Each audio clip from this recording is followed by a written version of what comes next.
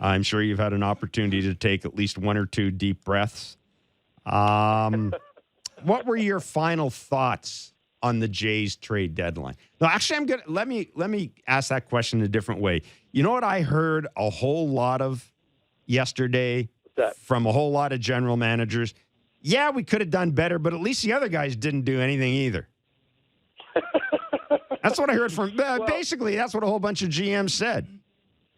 Right. In some ways, it was at the end not as dramatic of a deadline as it could have been. I think that's fair to say.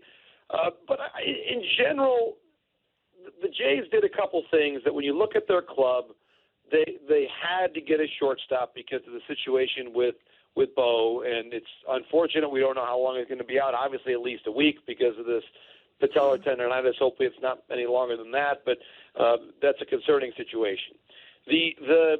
So DeYoung helps. I think Jordan Hicks helps. But at the end of the day, this team, and now without Bo, it really stings because I was going to say, and if this was 2 days ago, I would have said this team will go as far as Bo and Vlad and Chapman will take them. And now it's Vlad and Chapman and the cast of thousands, and obviously Whit Merrifield's played great the last several weeks. He's been fantastic. So there's enough talent there, but I could just kind of tell by the way you guys began this segment before you brought me on, that let's put it this way. If you're a Jays fan and you're wanting to see a sign that this team is about to overtake the Baltimore Orioles in the American League East, we haven't seen that right now. We're not seeing it yet. And last night's game was close until it wasn't. This Orioles team has got athleticism and bullpen and defense. The Austin Hayes catch stands out. I mean, they've got a lot going on right now. They're going to get Jack Flaherty back. You look at the pitching matchups, and I realize starting pitching matchups aren't what they used to be in terms of how a team, how everything sets up in a game, and starters dueling until the seventh inning. But this is a game you've got to win, not just because you've lost the first two games of the series. You've got a young starter on the opposite side in Rodriguez. Kikuchi's on the mound. This is a game you've got to win. You've got to win this game. And these are the kind of series that tell you where you're truly at. Are you a legit division contender, or are you going to be fighting for your playoff life to the final weekend as a wild card team? This is the kind of game that decides which of those two things it's going to be. Yeah, I should mention, by the way, Brandon Hyde said that Jack Flaherty will start tomorrow for the Baltimore Orioles against Kevin Gossman. And, when you look around this division, John, the Orioles, I think a lot of people thought the Orioles would be players for whichever big pitcher moved. I don't think it would have been interesting to see them get Justin Verlander, for example. I think we all look at the Orioles and we all thought, man, if they could get a guy with a little bit of postseason pedigree and all this stuff. But, I think from seeing the Orioles up close the past couple of days and hearing what some of their broadcasters said, I kind of get the impression I actually like what Mike Elias did here. First of all, he's still got the best farm system in baseball left. But, adding Jack Flaherty, to me, what Jack Flaherty does, it gives them a way to manage the innings of guys like Tyler Wells and Dean Kramer. And to me, this is a realization on the part of the Orioles that they've got the makings of a pretty good rotation right now for next year. I'm not saying they're overlooking this year, but they've got the makings of a pretty good rotation for next year. And to me, what Jack Flaherty does, all he does is that just makes it a little easier for Brandon Hyde to manage those innings and maybe keep those guys fresh for the postseason. So adding Jack Flaherty, it doesn't blow the doors off you. The guy I don't think is anybody's definition of an ace anymore. But to me, it was a really smart move by a general manager who, one, I think probably believes he wouldn't come out and say this, but I think he thinks this team is probably a year ahead of what his own ETA was. But secondly, he's looking ahead to next year, right? Right. Well, it's interesting because to your point, Flaherty obviously is a rental, but this Baltimore team and how good they are now, like they're not going anywhere, and that's where the Jays have to take a very hard look at the way this series is playing out in the future, because this division is, it's amazing to say that even with the Yankees and Red Sox at 4th and 5th, it's still a brutal division. Think about that. And think about how tough it is with all these teams above 500.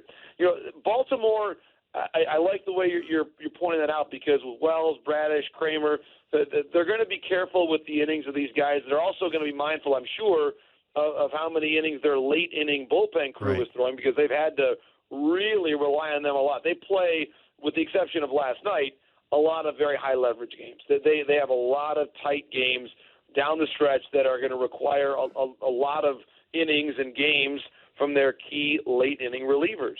And so I do think, Jeff, to your point, that the moves they made were somewhat present and a little bit future focused. They have arrived to the scene a little bit early, but they've got a shot here. They really do. Oh, sure they do.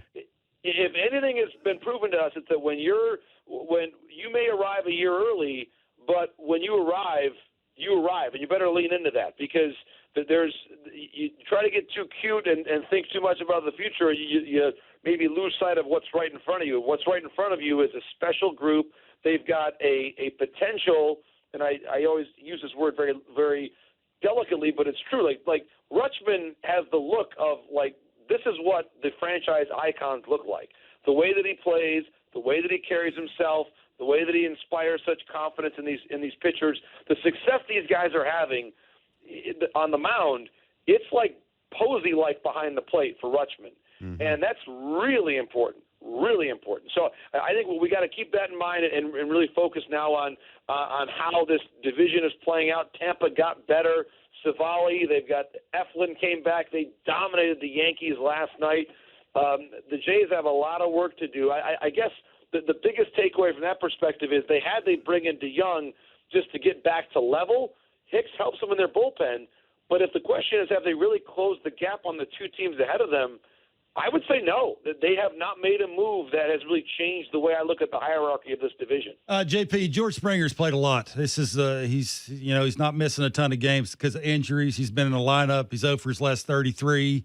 Optics of how that 0 for 33 looks is not very good. I mean, that's the way I would look if I was 0 for 33, because I'd be trying to, stay on a big league team. Are we starting to see the backside of George Springer? Do you think he's 200 points under his OPS regular season average? Now, I'm not saying that's the be-all, end-all, but pretty close to it. maybe bat speed, maybe the guessing, 33 is not old. Is that old? Like, are we starting to see the George Springer that I don't think we wanted to see? Yeah, no, it's a fair question, and unfortunately, it's time to confront that question, because it's been diminishing year by year. 907 OPS in year one with the Jays, and he drops to 814. Now it's 694. That's tough. And one of the other reasons why it's tough is think about which position he's not playing any longer. That's being center. So you could, if you've got an elite center fielder defensively who's OPSing 700, you can usually live with that because it's a premium position. Now you look around and you compare those numbers to other corner guys around the game, and it really starts to look pretty stark, and the contrast there. I think it's at 33. It's too early to say definitively this is the player he's going to be for a while. But I also think we've seen this for long enough to say some adjustments have to be made. We've got to take a really close look at what you can predict going forward. What more profound adjustments can you make? Obviously, I'm not a batting coach, but I do look at, and to your point, Kevin, you see the body language, the struggles. There's just not really a whole lot that you can cling on to and say, yes, he's about to turn things around. The home run rate is lower than it was last year, not really driving in a ton of runs right now. It's concerning. It really is. And I think this now gets to a point where the Jays are going to have to confront, as you look at the future and even next year's contract, how do you do this? How do you look at a better spot for him to go? Do you consider moving his contract in the winter? That would not be easy to do because of how much money is still owed. It's an uncomfortable conversation. But the one way that he could try to address it is by playing better down the stretch and being more productive. But to your point, Kevin, we're not really seeing signs right now that return is imminent. He's going to have to change the narrative with some loud contact that we just haven't seen in a while. Matt Chapman, as we obviously know, is a free agent after this year. I know what I have thought of his season. Tell me what you think other teams that might be willing to give him money have thought of his season so far. So here it is for me, and he really is an interesting case because the last month or so, his OPS is back. It's 860. The numbers look good, and that's a number that people care about. The defense, as we know, is elite. Does he get a 5-year deal? I think he gets, honestly, every bit of that because the underlying metrics for him, because his defense is good, because he will take his walks. You know, his walk to strikeout ratio, at least over the last month, if you look at it, it's almost 1-to-1. So, yeah, there's some strikeout in his game, but he takes his walks too. This profile, Kevin, I realize that he doesn't have the RBI production that you typically would expect of a keystone middle-of-the-order bat, but I think he's going to get paid. And he's the kind of bat that if you put him in the right team, if he's batting in a deep lineup, sixth, maybe fifth, sixth, and he's driving in some runs in that respect, I think his overall profile looks a lot better. I think right now, especially without Bo in the lineup, this team needs either Vladdy or Chapman to have a tremendous last couple months. I mean, that's basically it. Period. Full stop. One of those two guys has to get really hot because if they don't, the math of the rest of the lineup is just not going to make sense. Whit Merrifield has been amazing. I'm not sure if you want to count on him as your main run producer and to do it all because he can steal bases, he can produce runs.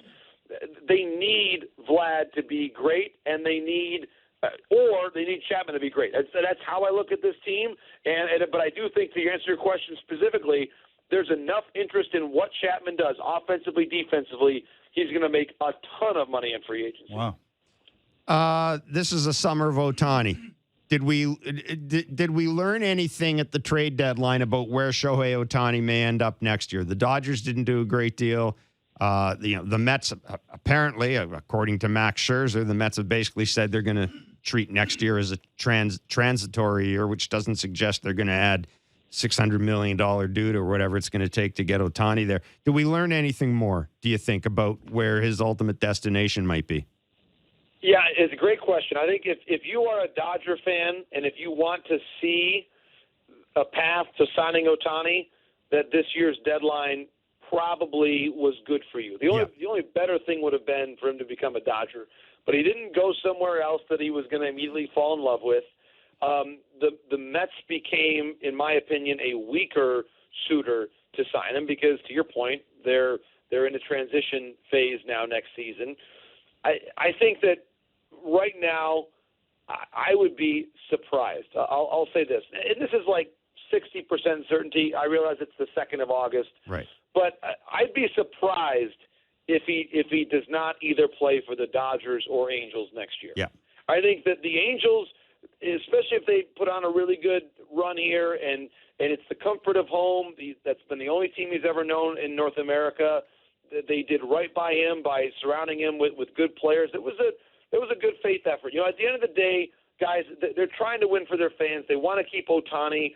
I will never second-guess a team that wants to put the most entertaining product on the field that they can. Absolutely. This is show business, people. This is what we want to buy tickets to watch exciting things happen, and this guy is excitement personified. So good on the Angels for that. But the Dodgers can also say, listen, Shohei, you can live in Southern California, and, oh, by the way, we've made the playoffs every single year since 2013. We are a model organization. Here's Freddie Freeman. Here's Mookie Betts. Here's Clayton Kershaw. Here's a beautiful day at Dodger Stadium. Why wouldn't you want to come play here? I don't see any team being able to put up a better sales pitch than that, unless it's the Angels. So that's where I'm the Angels or Dodgers until someone out there proves me otherwise.